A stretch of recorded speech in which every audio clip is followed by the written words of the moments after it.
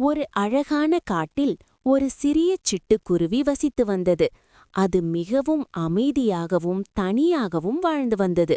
அந்த சிட்டுக்குருவி யாரிடமும் எளிதாக பழகாது. எப்போதும் தன் வேலை பார்த்து அமைதியாக இருந்தது.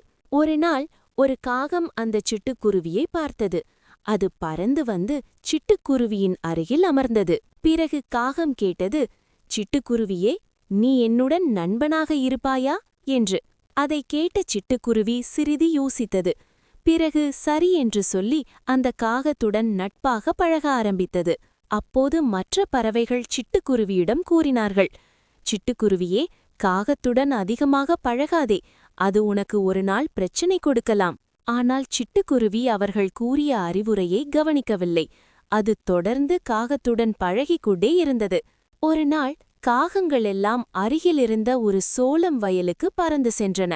சிட்டுக்குருவியும் அவர்களுடன் சென்றது. அந்த காகங்களெல்லாம் வயலிலிருந்த சோளங்களை கொத்தி தின்ன ஆரம்பித்தன. ஆனால் சிட்டுக்குருவி ஒரு மரத்தில் அமைதியாக அமர்ந்து பார்த்து கொண்டிருந்தது. அந்த நேரத்தில் திடீரென்று அந்த வயலின் விவசாயி கையில் கம்புடன் ஓடி வந்தார். காகங்களெல்லாம் பயந்து உடனே பறந்து சென்றன.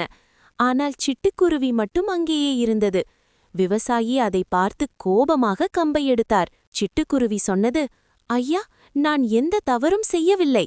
ஆனால் விவசாயி அதன் பேச்சை கேட்கவில்லை. கம்பால் அடித்தார். கீழே விழுந்த சிட்டுக்குருவி அப்போதுதான் உணர்ந்தது, மற்றவர்கள் சொன்ன நல்ல அறிவுரையை நான் கேட்காமல் போனதுதான் என் தவறு என்று வருந்தியது. நீதி: பிறர் நம் நன்மைக்காக கூறும் அறிவுரையை எப்போதும் கவனமாக கேட்க வேண்டும்.